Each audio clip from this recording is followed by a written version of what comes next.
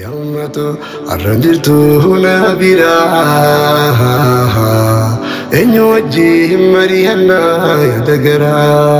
yaayyatu atinjirtu nabira sakkamittiin ibsadda kukagara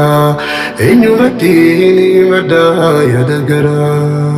Sodayada ya gorsa khetineta yammato Hirargada kan koini mankendita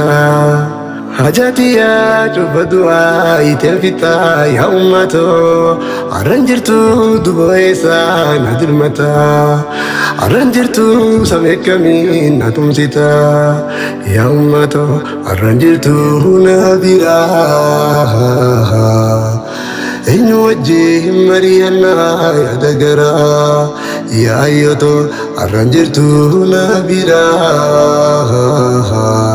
sakkamittiin ibsadda kukagara enyu mattiin madda yadagara